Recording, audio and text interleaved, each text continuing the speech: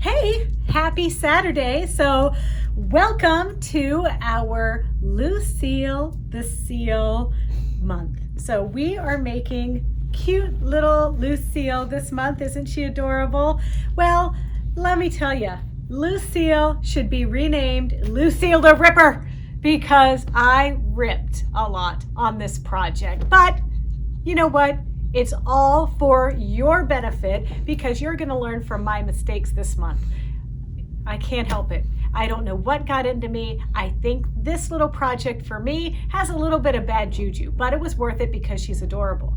So let me get you through all of the things that you're going to do to have a very good and enjoyable experience here with Lucille. So let's get started. Here is our Lucille the Seal, all cut out and labeled. Now, I learned this little trick from my friend Patty, who is sewing along with us for this block of the month. I am using the fabric clips to hold all of my different pieces together. So that is on your supply list this month if you're having a trouble keeping track of all your little bits and pieces. Another thing I want you to put on the supply list this month is a water-soluble marking pen. I'm going to use the water-soluble marking pen to mark the flying geese units. So those 2.5-inch squares that are going on top of the 2.5 by 4.5-inch pieces. You're going to mark your diagonal line with this. If you don't want to use the water-soluble pen like I'm using, you might like these air vanishing pens. Now, the air erase pens are pretty cool, but sometimes they're not for me because I will start a project and then leave it for like a week because sometimes I only have an opportunity to sew on Sundays. And if that's the case, you don't want to use these because these will disappear 2 to 4 days. So I could mark this on Sunday, and by the time next Sunday rolls around, whoosh, they're gone. We're revisiting triangles on a roll, and we might have to be a little creative with how we use our triangles on a roll, but I'm going to show you about that in just a moment.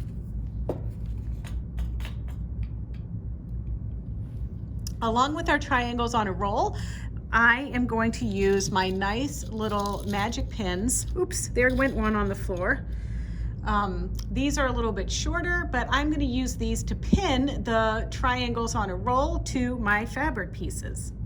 I have a piece of fabric 6 that I have laid it on the table right side up. This is the bluish green wood grain fabric, and then I have that paired with our background fabric, and then I have placed our triangles on a roll paper on this and pinned it with my magic applique pins. Now, I also want you to notice that I did sacrifice some pieces on my triangle on a roll paper so that I could get enough completed pieces. So what our cutting instructions said for our fabric number 6 and what we needed to cut of the halves of the 3-inch squares, we need 8. So that's how I determined that I needed 8. 1, 2, 3, 4, 5, 6, 7, 8 half square triangle squares. And of course, 8 times 2, because you get 2 per each square, gives you 16. And that's how many half square triangle pieces we need of this grouping. Doop, doop, doop, doop. When we look at what we need for our next piece, so we have another half square triangle piece that needs to be cut from fabric 5 and from our background piece, so we need 4 of fabric number 5. Fabric number 5 is this solid dark teal material and a background piece. Now, as you can see here, this doesn't look like it's gonna fit because in this case, what I had left over is a strip. Now, the strip will fit on half of my paper, so what I'm gonna do is take extra care to cut right down that line right here before I put my triangle paper down. Now, I also am going to be careful when I cut these to cut right on the very edge of the paper so I have an accurate half square triangle. So I'm just going to use my Karen K. Buckley purple handled scissors this time, and I'm cutting exactly on this line.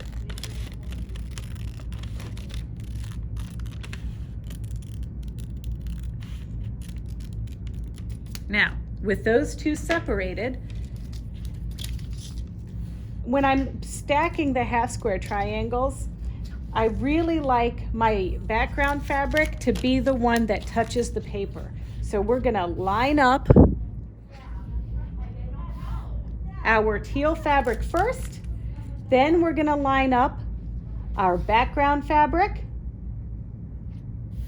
and then we're gonna take one of our pieces here and use our pins to pin it into place.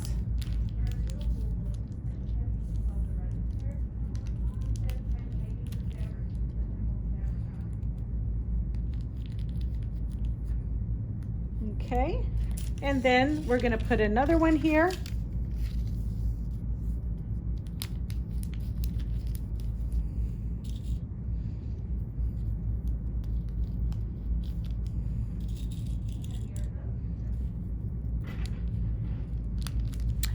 And then once I've got this all pinned, I'm going to take that to the sewing machine and I am going to stitch on the dotted line and cut on the solid lines. A seal's mom's milk can be up to 50% fat, and pups can put on about 4 pounds a day. Hey, that should make you feel a little bit better about that COVID-19. 19 pounds, huh? You can see we're back. We did our stitching. So I am going to just pull out my pins.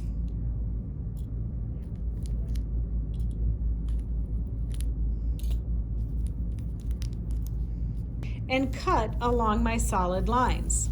This is the one that's more challenging because remember, I cut right along this edge so I could fit my half square triangle units on my fabric. So I'm going to start by just cutting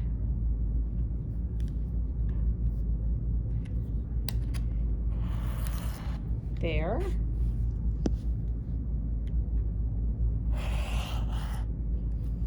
And there. Go ahead and cut on the line here. Turn around.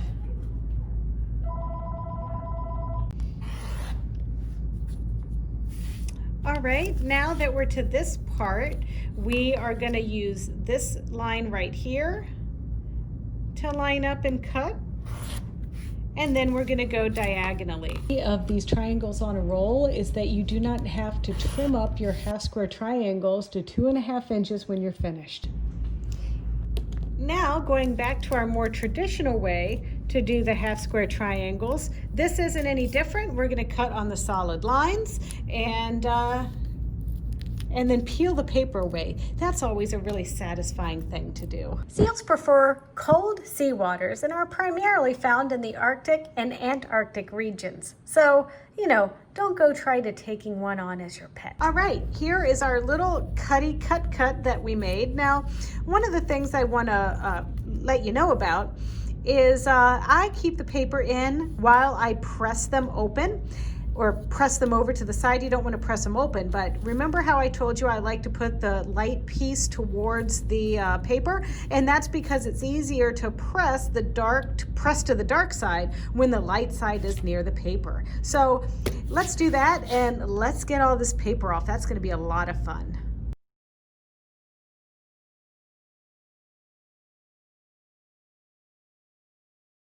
I bet you didn't know that seals are cannibals. Did you know the leopard seal will feed off of other fellow seals? Oh my God. So we need to make our flying geese units now. So we have 4 different sets of flying geese units. So we're gonna have to do some marking. And don't forget, label, label, label. As you can see, I have my half square units finished and they are labeled and ready to get sewn in something. All right, so here we are making our half square triangles. Now we just made these units and they're all set to go, but now we need to do the WNW, the DDNDD, the WEEW, and the BBVBB. Got that? All right, I didn't. It took me forever to get this, and there were, you might just want to call me Rippy, Rip after this because I kept doing this wrong. So I'm going to show you how I try to keep everything straight, but then if you make a little oopsie whoopsie like I did, I'm also going to show you how to Rippy, Rip and fix your mistakes. The first thing I'm doing is keeping my pieces straight, just like the picture in the book on page 23 of the North Stars pattern. So now I'm happy with these. These are good to go. So the next thing I'm going to make are my W and W units, and those are these right here. So let's just gently shift these up to the top so I have some space here that you can see what I'm going to do. Now, I wanted to introduce some new products. You saw that I showed you this in the beginning. You're going to want to use this water-soluble pen. Of course, we also have our heat vanishing pens, which are due in this week. So if you need some more, don't forget to place an order straight away. But let's have a look at this water-soluble pen. So this is one from Eversone, and it's really nice. You don't need to get something totally wet to make it go away. I usually use a little brush and a cup of water or a damp rag or something like that. So now we're going to take our W pieces, which are these, and we're going to mark the wrong side of these pieces, corner to corner, using our quick quarter tool that you've seen me use multiple months. So I mark the center one first.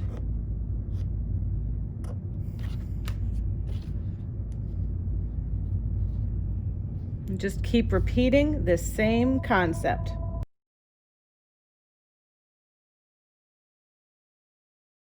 What do you do when you find yourself in a pickle and you need to rip? Now, I think we all have some experience ripping out seams, but I want to show you two of my favorite seam rippers. Now, those of you that have a Bernina probably have this little guy in your sewing stash, and I have to tell you, I buy even more of these because I think they are the best and the sharpest seam rippers. Now, there are also some of you that have a hard time holding on to a little dude like this, and so Clover, and we carry these here at the store, Clover makes these really nice, same concept. It's very similar to the Bernina seam ripper, but it's a little bit easier to hold on to here for ripping out your seams.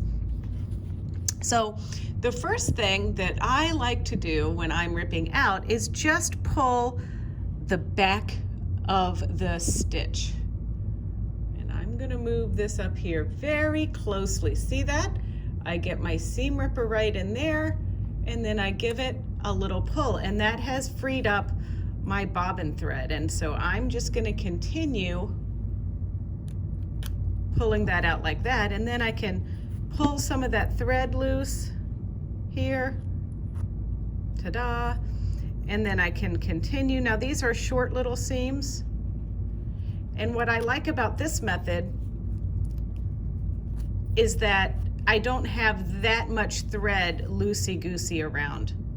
So now I've taken that one out, and we'll put it aside because we are going to reuse this even though I've trimmed it. Another method of ripping out the seams is to actually go to the top stitch here. You can see the thread in there, and to just take your seam ripper and cut every few stitches, just like this. Then turn it over, get your seam ripper under there, and then pull, and you can pretty much pull everything out with one fell swoop, but then get all your little hairs. So that, everybody, is how I rip. And I got really good at doing that on this quilt. So now, once you get everything on the pieces that you need and you're ready to sew it properly again, this isn't so bad, but you need to remember that they went on like this. Now, I don't press these open or anything. I leave my crease right there like this, but when you go to put it on again, you lay it down like so, And you see how you're gonna sew like this from corner to corner, just like that, and then press over and then do the same thing. But you do have to remember to lay this down in the right direction, or else you're gonna be ripping again. Anyway, let's keep on stitching our Lucille. Seals can hold their breath underwater for about like 2 hours. That's a lot. We made our flying geese, but they're not really flying geese yet. They're like not even quite a bird. They don't have their wings. So I'm using my duckbill scissors to trim just one layer in between. I'm trimming my light blue layer away. And those duckbills are nice because they allow you to kind of hold the fabric up so you don't trim the background stuff away. I've got my Laura Star iron, and you know, we all know if it's been sitting here for a while, it's important to clean your pipes. Woo! Yeah, giving that a facial. All right, so now I'm gonna just press gently over, adding a little bit of steam. Get those babies flattened down.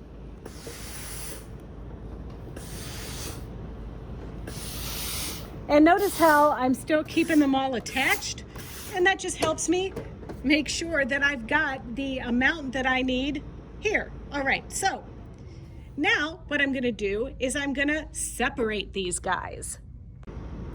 So now we're gonna take our pieces and separate them. And you know, I don't know if you've ever seen these in our store, but they come in different colors, and this is called a blade saver. And the way it works is you take this little guy and you put one of your used rotary cutters in here, and then you put it back in the little holder like this. And it's a great way when you do chain piecing like I've done here to cut them apart. It saves your snips. Or, you know, if you have an older sewing machine that doesn't have a thread cutter on it, this also is really handy. So boom, we've separated those, and now we'll go back and we'll sew the pieces on the other side.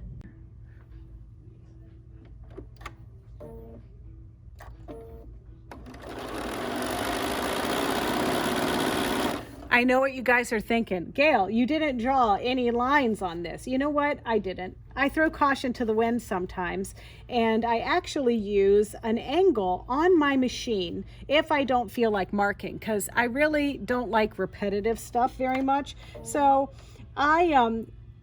there's an angle right here, if you can see it, right on our sewing machines, and I just line up my pieces right there, just like that. I lower my presser foot, and then I keep the little point of it lined up at the center needle position, which is marked here on my plate. So now, as long as I can keep that straight, I'm doing a pretty good job there of sewing that on. So let me show you that again.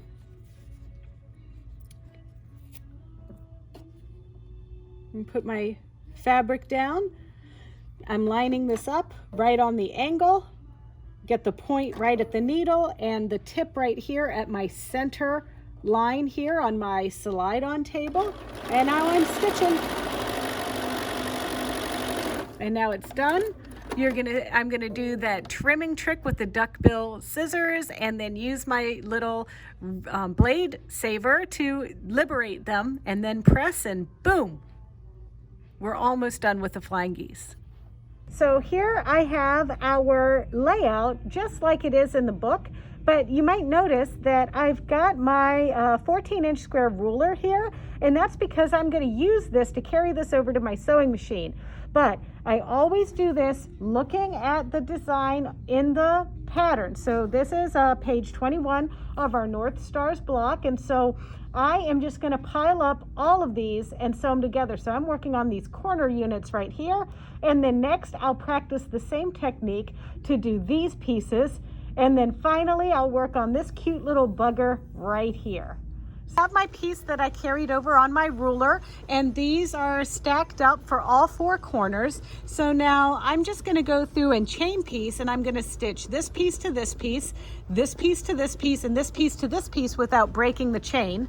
Then I have that together, and I'll sew this to this row, this to this row, this to this row, and then press, stitch the rows together, put it aside, and then do each one, and I'll repeat that 3 more times.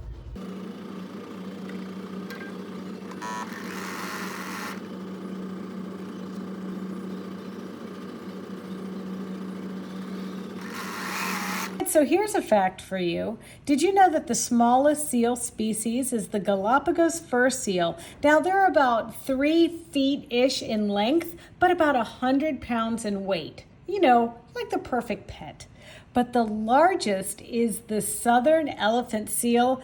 Oh my God, this thing weighs 4 tons or plus, and it measures up to about 15 feet in length.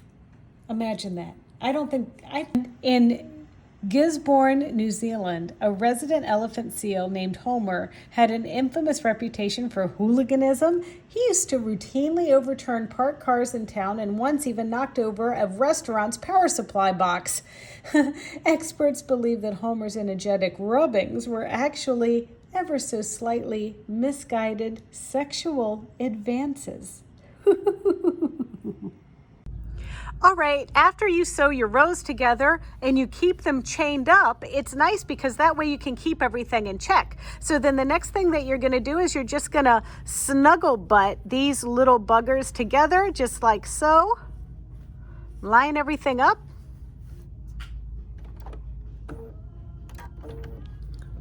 Make sure we're all happy and adjusted and pretty. Because, you know, Lucille, we want a good looking seal. That's all I'm gonna say.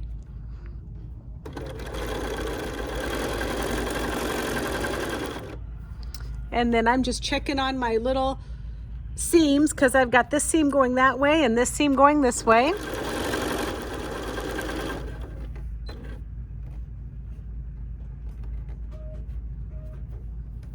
Okay.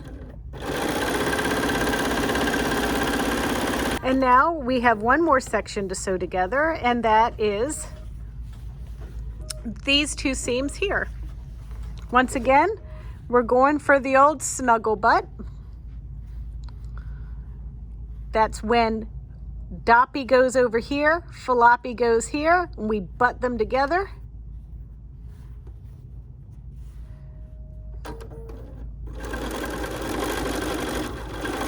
And now we do carry those magic pins that are forked, and those are really nice to line your seams up together.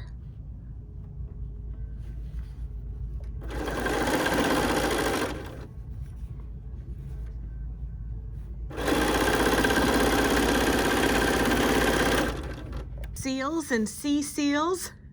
See what I did there? Anyway, I wanted to make this public service announcement about our little directional oar fabric.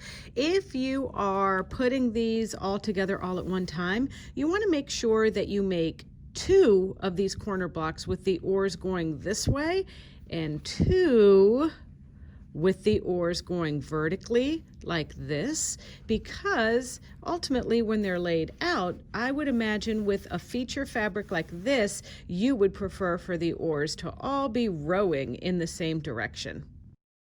Lucille is complete, and I have to tell you, I am going to rename her Lucille the Ripper, because this block was really challenging, and that's why I put so much emphasis on labeling and getting things to your sewing machine clearly. So hopefully you can learn from my tips and have a beautiful seal to show and to put in this quilt.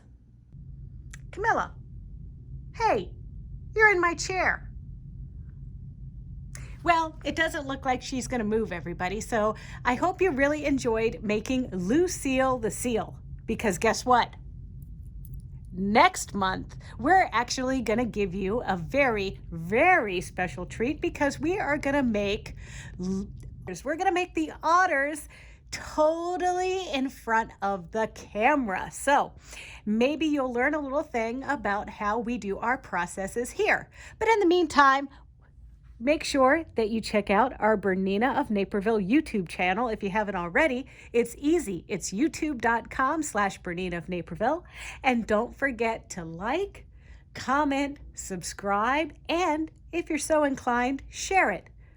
All right, everybody. Well, we'll see you next month with 2 otters. Bulldog optional.